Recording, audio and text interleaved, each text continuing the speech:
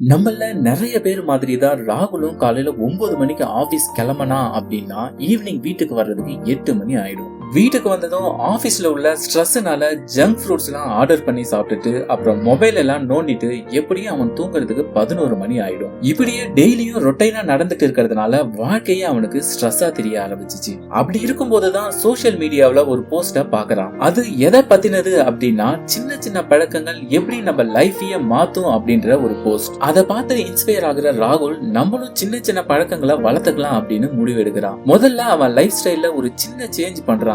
அது என்ன அப்படின்னா மார்னிங் அவன் டேவை ஸ்டார்ட் பண்றதுக்கு முன்னாடி ஒரு 5 மினிட்ஸ் வாக்கிங் போலாம் அப்படின்னு. ஆரம்பத்துல வெறும் 5 நிமிஷம் வெளியே வந்து நடக்கிறதுனால என்ன பிரயோஜனம் அப்படின்ற மைண்ட் செட் தான் அவனுக்கும் இருக்கு. ஆனா போக போக அந்த 5 நிமிஷம் நடக்கிறதுனாலயே த்ரூ அவுட் த டே அவனோட பாடியும் சரி மைண்டும் சரி ரொம்பவே எனர்ஜெட்டிக்கா இருக்கிறத அவன் ஃபீல் பண்றான். அண்ட் அவனே அது புடிச்சு போய் அவனோட வாக்கிங் டைமை இன்க்ரீஸ் பண்ண ஆரம்பிச்சிட்டான். அது இன்னும் அவனோட எனர்ஜியை இன்க்ரீஸ் பண்றதுனால அவனோட ஆபீஸ்ல அவனோட ப்ரொடக்டிவிட்டி ரொம்பவே இன்க்ரீஸ் ஆகிறத அவனே நோட் பண்ண ஆரம்பிக்கிறான். இப்போ இதே மெத்தட பயன்படுத்தி அவன் லைஃப்ல நிறைய சின்ன சின்ன ஹாபிட்ஸ அவனே கொண்டு வர்றான். உதாரணத்துக்கு ஈவினிங் ஸ்நாக்ஸா ஜங்க் ஃப்ரூட் சாப்பிடறதுக்கு பதிலா ஃப்ரூட் சாப்பிட ஆரம்பிக்கிறான். நைட்டு தூங்குறதுக்கு முன்னாடி ஒரு புக்ல ஒரு பேஜாவது படிச்சுட்டு தான் தூங்குறான். ஆனா இது எல்லாம் காலப்போக்குல அவனை பிசிக்கலாவும் சரி மென்டலாவும் சரி ரொம்பவே ஸ்ட்ராங்கா ஆக்கிடுச்சு. அண்ட் இப்பெல்லாம் ஸ்ட்ரெஸ்ஸையுமே அவன் ப்ராப்பரா மேனேஜ் பண்ண ஆரம்பிச்சிட்டான். சோ இதுதான் ராகுலோட எக்ஸாம்பிள். உங்களுக்கு தெரிஞ்சிருக்கலாம் ஒரு சின்ன சின்ன பழக்க வழக்கங்கள் எப்படி நம்ம லைஃப்ல ஒரு பெரிய இம்பாக்ட ஏற்படுத்துது அப்படின்னு.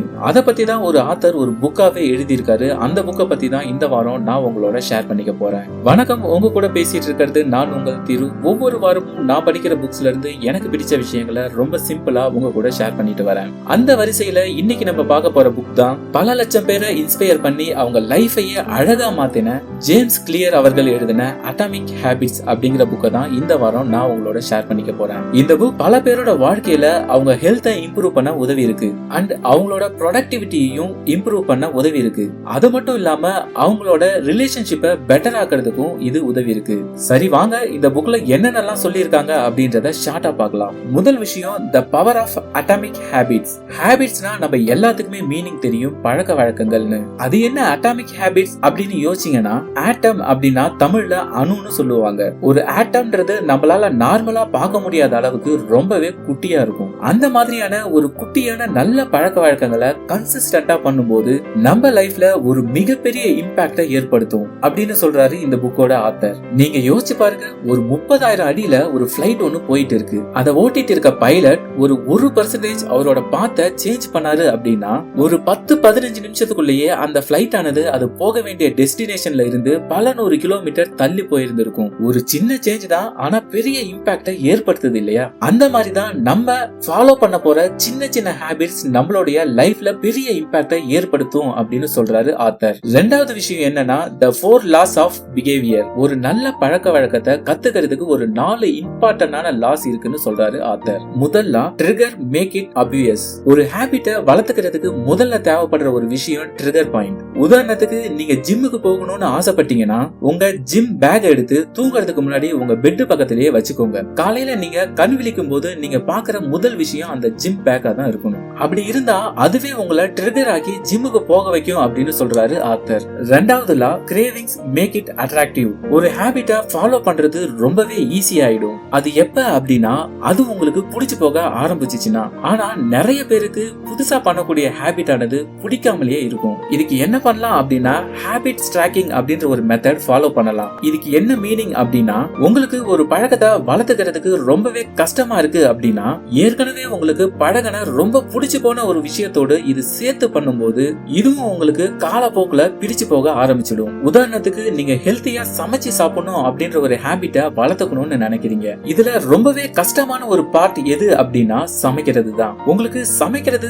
ரொம்பவே கஷ்டமா இருக்கு அப்படின்னு நினைச்சீங்கன்னா உங்களுக்கு ஆல்ரெடி பிடிச்சு போன உதாரணத்துக்கு பாட்டு கேட்கறதா இருக்கலாம். உங்களுக்கு பாட்டு கேட்கறது ரொம்ப பிடிக்கும் அப்படின்னா நீங்க பாட்டு கேட்டுக்கிட்டே சமைச்சீங்க அப்படின்னா உங்களுக்கு சமைக்கிறது பெரிய கஷ்டமா கஷ்டமாவே தெரியாது அண்ட் காலப்போக்குல அது உங்க ஹாபிட்டாவே மாறிடும். மூணாவது law, response make it easy. Author என்ன சொல்றாரு அப்படின்னா, நீங்க ஒரு புது ஹாபிட்டை ஸ்டார்ட் பண்ணும்போது அதை ரொம்ப கஷ்டப்பட்டு பண்ணக்கூடாது, அதை பண்றதுக்கு ரொம்ப ஈஸியா இருக்கணும் அப்படின்னு சொல்றாரு. உதாரணத்துக்கு நீங்க புக் படிக்கிற பழக்கத்தை வளர்த்துக்கணும்னு நினைக்கிறீங்க அப்படின்னா டெய்லி உட்காந்து 1 மணி நேரம் புக் படிக்கிறத விட 5 நிமிஷம் படிச்சா போதும்னு சொல்றாரு ஆத்தர். ஏன்னா ஆரம்பத்திலேயே ரொம்ப ஃபோர்ஸ்டா அந்த ஹாபிட் உங்களுக்குள்ள நீங்க வளர்த்துக்கணும்னு நினைச்சு நிறைய டைம் ஸ்பெண்ட் பண்றதுனால ஒரு கட்டத்துல அது உங்களுக்கு பிடிக்காம போயிடலாம். அதனால ஒரு நாளைக்கு 5 நிமிஷம் நீங்க ஸ்டார்ட் பண்ணீங்கனாலே காலப்போக்குல நீங்களாவே அந்த டைமை எக்ஸ்டெண்ட் பண்ணிடுவீங்க அப்படின்னு சொல்றாரு. ஏன்னா இன்டென்சிட்டியை விட கன்சிஸ்டன்சி தான் ரொம்பவே முக்கியம். நாலாவது லா, ரிவார்ட்ஸ் மேக் இட் சாட்டிஸ்ஃபையிங். ஒரு ஹாபிட் ஃபார்ம் ஆகிறதுக்கு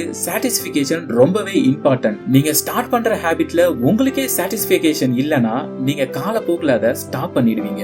ஆனா இதே ஒவ்வொரு வகையில அந்த ஹாபிட்ஸ்னால உங்களுக்குள்ள ஒரு சாட்டிஸ்ஃபிகேஷன் டெய்லி கிடைச்சது அப்படின்னா நீங்க அந்த ஹாபிட்டை விடவே மாட்டீங்க.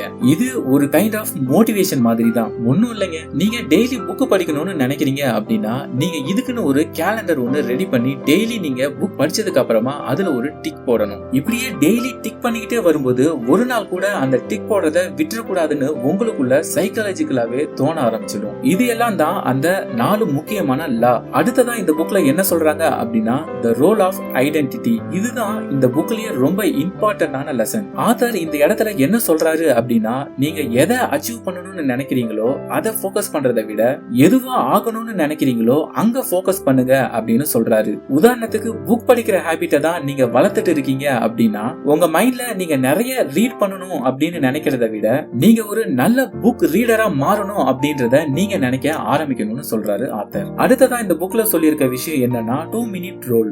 எந்த ஒரு ஹாபிட்டையுமே ஃபாலோ பண்றதுக்கு தடைகளா இருக்கிற விஷயத்த இந்த 2 மினிட் ரூல் மூலமா தவிர்க்க முடியும்னு சொல்றாரு ஆத்தர். ஏதாவது ஒரு ஹாபிட்டை ஃபாலோ பண்றதுக்கு வெறும் 2 நிமிஷம் ஒதுக்கி அதுக்காக ஏதாவது பண்ணிட்டாலே அங்க இருந்த அந்த ஹாபிட் பிக்கப் ஆயிடும். உதாரணத்துக்கு ஜிம்முக்கு போகணும்ன்ற பழக்கத்தை வளர்த்துக்கிறதுக்கு வெறும் 2 நிமிஷம் ஸ்பெண்ட் பண்ணி அந்த ஜிம்முக்கு தேவையான ட்ரெஸ்ஸை எல்லாம் நீங்க போட்டுக்கிட்டீங்கனாலே நீங்க ஜிம்முக்கு போகணும்ன்ற மைண்ட் செட் ஆட்டோமேட்டிக்காவே வந்துடும். மெடிடேஷன் பண்ணணும்ன்ற ஹாபிட்டை வளர்த்துக்கணும்னு நினைக்கிறீங்க அப்படின்னா வெறும் 2 நிமிஷம் சும்மா உட்கார்ந்தாலே போதும், அந்த மைண்ட் செட் வந்துடும் அப்படின்னு சொல்றாரு ஆத்தர். அடுத்ததான் இந்த புக்ல ஆத்தர் ஏன் இந்த சேஞ்சஸ்லாம் ரொம்ப ஸ்லோவா ஃபீல் ஆகுது அப்படின்றதையும் டிஸ்கஸ் பண்றாரு. ஒரு விஷயத்த நம்ம எல்லாருமே தெளிவா தெரிஞ்சுக்கணும். சேஞ்சஸ்ன்றது ஓவர் நைட்ல நடக்கிறது கிடையாது. அந்த டிரான்ஸ்ஃபர்மேஷன் நமக்கு தெரியறதுக்கே கொஞ்ச காலம் எடுத்துக்கும். இதுவும் ஒரு மரம் நடுற மாதிரி தான். என்னதான் நம்ம விதைய நட்டு வச்சுட்டு டெய்லி தண்ணி ஊத்திக்கிட்டே இருந்தாலும் அந்த செடின்றது வெளியில தெரியறதுக்கே கொஞ்ச காலம் ஆகும். என்னதான் செடி வெளியே தெரியறதுக்கு லேட் ஆனாலும் அந்த மண்ணுக்குள்ள அதோட ப்ராசஸ் ஆனது நடந்துகிட்டே தான் இருக்கும். அதே மாதிரிதான் நம்ம பண்ணக்கூடிய இந்த சின்ன சின்ன சேஞ்சஸ் ஒரு ஹாபிட்டா மாறி அதோட டிரான்ஸ்ஃபர்மேஷன் நம்ம பாக்குறதுக்கு கொஞ்சம் காலம் எடுக்கும். மெயினா இதுல இருந்து புரிஞ்சுக்க வேண்டியது ஒன்னே ஒண்ணுதான், ஒரு நல்ல ஹாபிட்டை வளர்த்துக்கிறதுக்கு நம்ம ரொம்ப கஷ்டப்படணும்னு அவசியமே கிடையாது. அதை வளர்த்துக்கிறதுக்கு ஒரு சின்ன சேஞ்ச் வெறும் 1% நீங்க பண்ணீங்கனாலே போதும், காலப்போக்குல அதுவே உங்க ஹாபிட்டா மாறிடும். இதெல்லாம் தான் இந்த புக்ல சொல்லியிருக்க முக்கியமான விஷயங்கள். எப்படி நல்ல பழக்க வழக்கங்கள் எல்லாம் வளர்த்துக்கணும்னு சொல்ற இதே புக்ல எப்படி கெட்ட பழக்க வழக்கங்களை எல்லாம் கொஞ்சம் கொஞ்சமா விடுறது அப்படிங்கறத பத்தியும் சொல்லியிருக்காரு. பட் அதை பத்தி நம்ம இன்னொரு வீடியோல தெளிவா பார்க்கலாம். அண்ட் இவ்வளவு நேரம் நம்ம பார்த்தது எல்லாமே இந்த புக்கோட வெறும் சம்மரி தான், வெறும் எசன்ஸ் தான் நம்ம பார்த்திருக்கோம். இதோட முழு இன்ஃபர்மேஷன் உங்களுக்கு புரியணும் அப்படின்னா நீங்க இந்த புக்கை வாங்கி வாசிச்சு பாருங்க. உங்களுக்கு இந்த புக்கோட PDF வேணும்னா கமெண்ட்ல சொல்லுங்க, உங்களுக்கு நான் சொல்றேன். அடுத்த வாரம் வேற ஒரு புக் சம்மரியோட உங்களை சந்திக்கிறேன். அதுவரை உங்களிடம் இருந்து விடைபெறுவது உங்கள் திரு. நன்றி, வணக்கம்.